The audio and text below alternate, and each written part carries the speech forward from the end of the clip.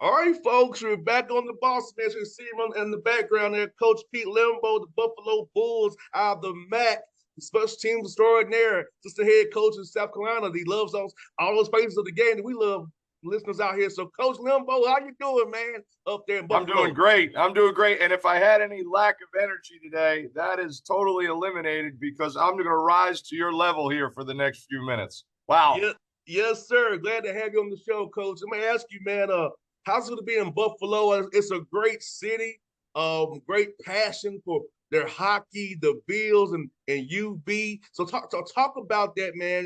Take this job up here and get around these great fans up in Buffalo who really support you and the community up there that loves their football. Yeah, you're right. These people have been absolutely fantastic here on campus, in the community. Just a very friendly, welcoming, genuine area, Western New York and Buffalo, and great entertainment in this city, a big time sports city, a lot of great amenities, great restaurants. So it was very difficult for me to leave Columbia. I absolutely enjoyed my time at South Carolina with Coach Beamer and all the Gamecocks there. But to be away from home, to be away from family, great to be here in such a wonderful city. No doubt, Coach Lembo and Coach Beamer's been on this show a few times as well. My buddy's basketball coach, Lamont Paris, down there, and my buddy Alan Sean Walker. So Columbus, South Carolina, coach, I know I come there pretty often. I love about that good, great city of Columbus, South Carolina, and being downtown and enjoying the ambiance of that city as well, Coach. Well, and just to give you an example about how hospitable Buffalo is, last night I was out at a restaurant, a famous wings place here. Guess what? A wings place. And met some people at the next table. They were in town doing business, a bunch of SEC football fans. One was from Georgia, one was from Tennessee. We were talking about the SEC. The next thing you know, they're picking up my bill for dinner. I just was blown away by it. And of course, I invited them to a practice, invited them to a game. This town has just got that kind of vibe to it. And I'm really excited. Our players like it here. Our players know they're at a very high-end academic school. They know they're in a great league, but they feel supported by this university, and they enjoy going to school in Buffalo. And Coach Lembo, how was it this spring practices for you guys? Meeting the guys who you're going to keep on the roster, kind of getting a feel for what you have, and also building those bonds and a rapport that you know is very important to winning games on Saturdays, Coach. Yeah, that really started the first week I got here. So I got hired late towards the end of January. And the first week I was here, rather than go on the road recruiting, I chose to stay and meet with every player in the program. And that was really, really productive because I got their perspective on why things were the way they were, what was good, what was bad, what was ugly. And it allowed us to start moving forward together, cleaning the slate, starting to attack some problems. We had a really productive off season relative to strength and conditioning. A guy named Ryan Horton, who used to be down your way at Georgia Tech, who's a dear friend of a guy named Dave Feely, who works at Duke. And Dave was my strength coach at Ball State. So Ryan's in that same family of coaches. He did such a wonderful job developing these guys, getting them bigger and stronger, cutting body fat. So we went into spring practice feeling good about ourselves on all fronts. And one of the best things coming out of spring was just learning how to practice together, learning what the expectations were. And one of the big things was practicing hard, but being smart relative to injuries. And a lot of times that's just the style of practice and everybody being aware of the tempo. And I was very pleased that we came out of spring without any major injuries. So we head into the summer with good morale. You know, we're in the midst of finishing up finals. Our semester starts a little bit later here. So our guys are still taking finals this week. They'll have a couple of weeks off, and then we'll crank it up this summer. Coach Lembo, would it be a lot of team stuff or just more stuff to kind of get them better and ready for that fall camp coming up there in August? So you're going to kind of do some team drills or individual drills. So how do you kind of mesh that together being your first year trying to make sure we have the right installs in to make sure that we're good to go August there, late August here, man?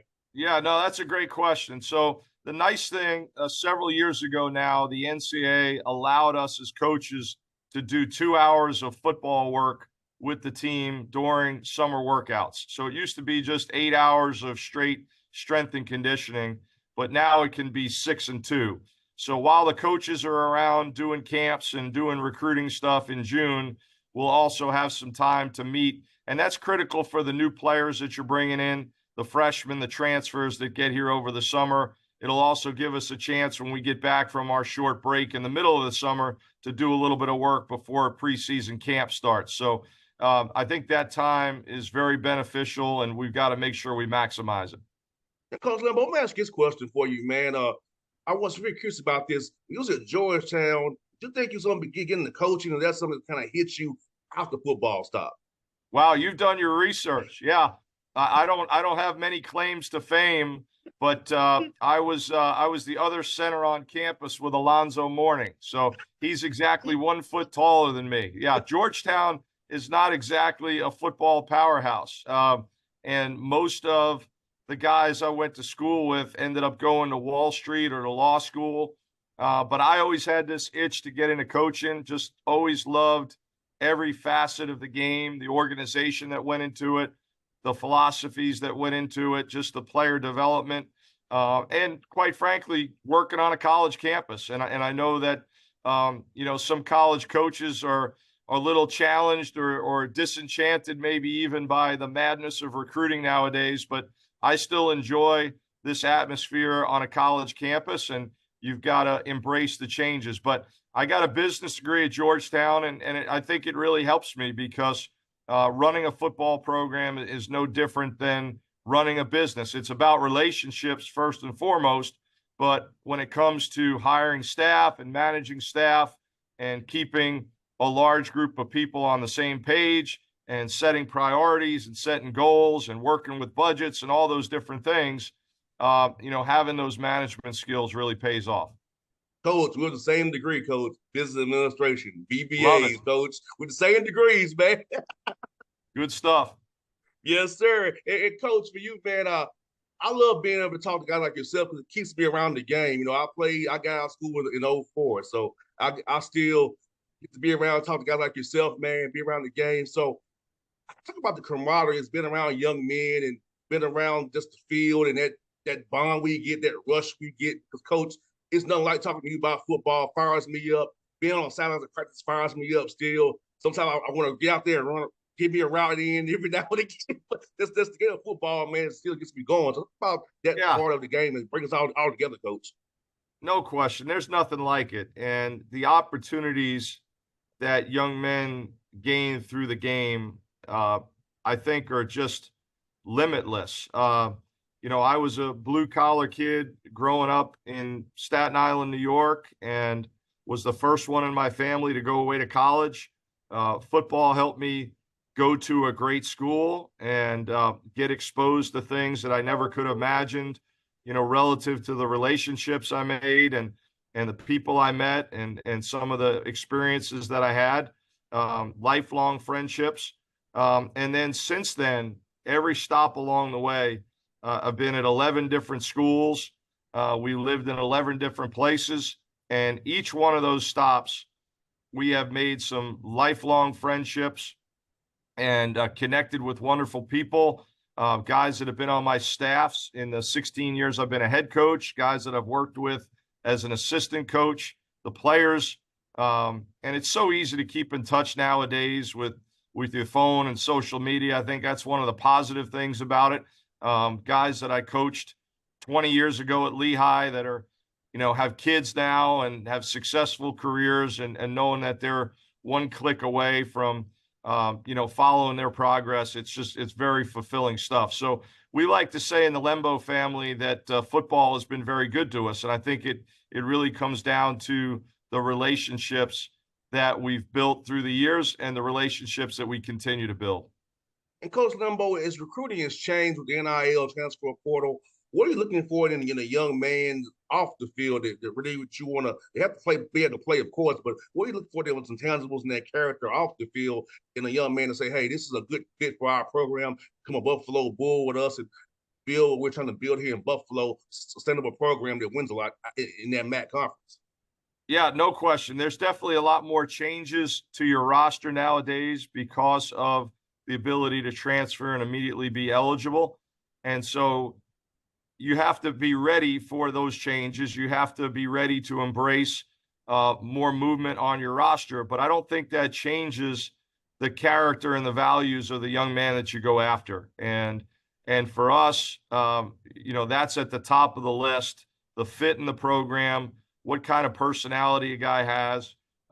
Is he somebody who's made of the same stuff that we value and expect here every day? And then furthermore, I would say this. UB is somewhere between the 30th and 40th ranked public institution in the country and a top 100 school overall. So this is a place that you have to be a good student. We want good students. We want guys that are driven academically. We've got some really elite degrees here that we can offer. It's very difficult to get into school here, particularly if you're a New York State resident. So the guys that we bring in need to be goal-oriented on the academic side, just as they would be on the football side. Yes, sir, Coach. It's so important. Like, you and I got our degrees and we propelled us. I find that degree is so important for a young man because you and I both know, Coach, the football starts bouncing for us all at some point. So you have to have some to fall back on. How much are you going to be pushing for your young men to have internships and networking with people in the Buffalo area who can help them out the football once that day comes for us all? Yeah, that's always been a big priority everywhere I've been a head coach, going back. And you could talk to guys that played for us at Lehigh and Elon and Ball State. I actually sent something out to them about a career night event we did here at UB the night before the spring game. And a lot of good memories of bringing those alums back and networking with all those players at different places. And we have started an internship program here already this summer, and we've got a few guys placed into some jobs in Buffalo. I think it's critical. Some guys are ultimately going to get the opportunity to keep playing beyond college. And certainly there's plenty of guys from the Mid-American Conference that are playing at the next level. But whether they do or don't, they've got to be ready for life after football. And I think that's a big part of our responsibility to get them ready for that. And Coach Lembo, come back to the MAC. I know Boss Sales is in the MAC as well. So talk about the MAC for football, that action. I love watching on ESPN on Tuesday nights, man, when it's the only game in town. So talk about the uniqueness of the MAC and how much the football tradition in the MAC needs to be promoted more because it's a fun brand of football. Yeah, it's a great league, and I think it starts with the parity in the league. If you go back year to year, there's some great programs. Teams like Toledo and Northern Illinois and Western Michigan that have had success. But there's years where other teams have been right up there at the top. One of the things that attracted me to Buffalo was the fact that Buffalo has won a championship, played in 2 other championship games, and won bowl games here in recent years under different head coaches. So the potential here for us at UB is really sky high. We're on the eastern edge of the league. So that puts us at an advantage from a recruiting standpoint because we can access all the big metropolitan areas up and down the East Coast.